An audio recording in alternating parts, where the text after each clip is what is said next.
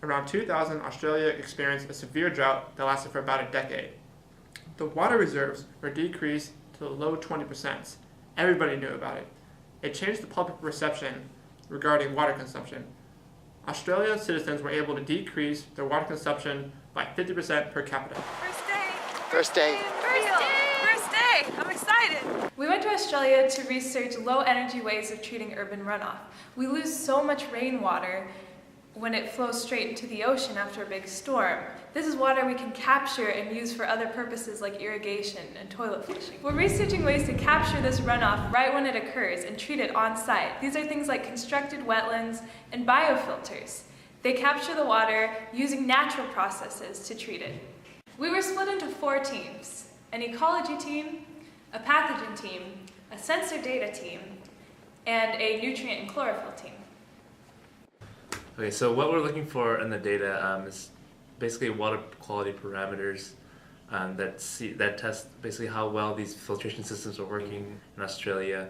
The reason we're going to Australia is because Australia has well-established biofilters and wetlands that have been there for a long time, much longer than any in the United States. And so the results that we gain from those wetlands and biofilters are much more accurate and give us a better representation of what happens in the long run. Yeah, there's just a ton of organic matter in here. A lot of it's decomposing. I'm thinking maybe at one time this is more vegetated, or it's possible that since it's winter, this has died back, and in the summer you'll see a lot of stuff growing back. So biofilters and wetlands both work in the same way, in that they use biofiltration media to improve the quality of water. The difference, however, is that biofilters have a vertical water flow, whereas wetlands, the water flows through it from inlet to outlet horizontally. So the vegetation in both wetlands and biofilters helps by reducing the flow of the water. This increases the residence time so that the water can be effectively treated. One of the interesting things that we learned when we went around and visited all these wetlands were that they provide habitat for a lot of local bird species, and that's pretty important because a lot of the species that we saw or that we were told about are either endangered or they're endemic to Australia. I think my expectations before I came in were a little bit naive because I expected a lot of these biofilters and treatment wetlands to be constructed in similar ways. And there are similarities, but there's a huge diversity in the way that these systems are constructed, and that offers some interesting challenges to researchers. I mean, they're designed differently out of necessity because they're dealing with different issues, different lay of the land, different types of construction. But it'll be interesting to see how we can try to tease out results from these systems that are so diverse. So I suggest that we do a transect for the sensors right along the bridge there, because that'll be really easy. Do you think we can also get these two? 160. 139. That was 167. 167, it's actually really 139, 138, 38. and 141. The Western Treatment Plant story began in about 1897 when we first received sewage here. We've got, as you can see, a massive parcel of land set aside for us. What I really liked about Australia's approach to treating their wastewater is that they built a relationship of trust.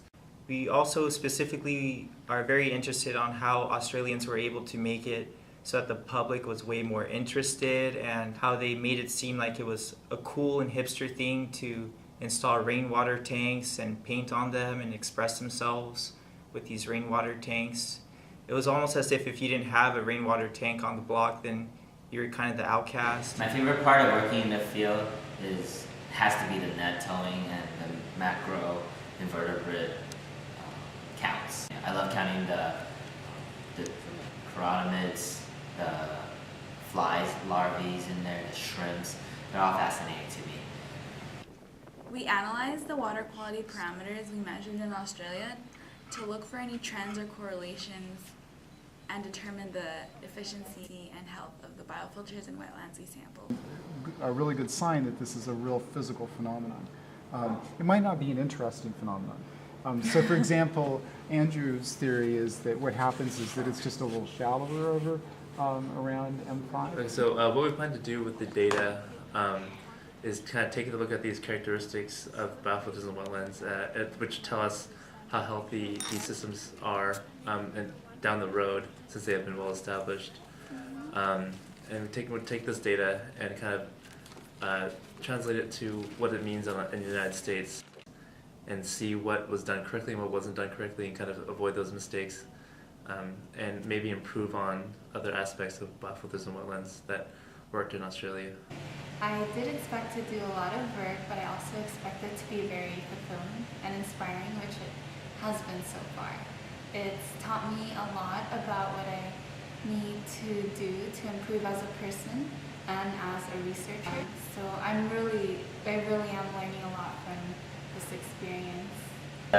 Core samples that we took from the river, not river, but the wetland, and they are from different locations. To be able to take everything you learn, all the theoretical stuff you learn in school, and be able to look at practical applications to the real world is very helpful to the learning experience and figuring out what you want to do through career and see if you actually want to do this in the future.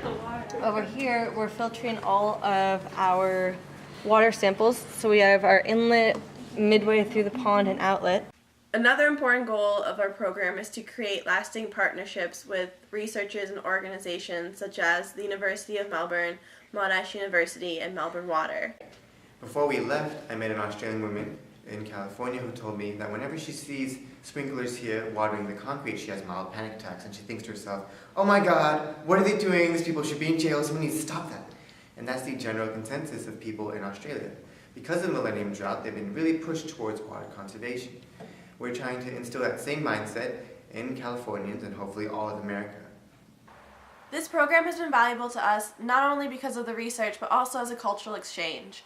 We all were able to try Vegemite, pet koalas, and feed kangaroos. So it was definitely an experience we'll never forget.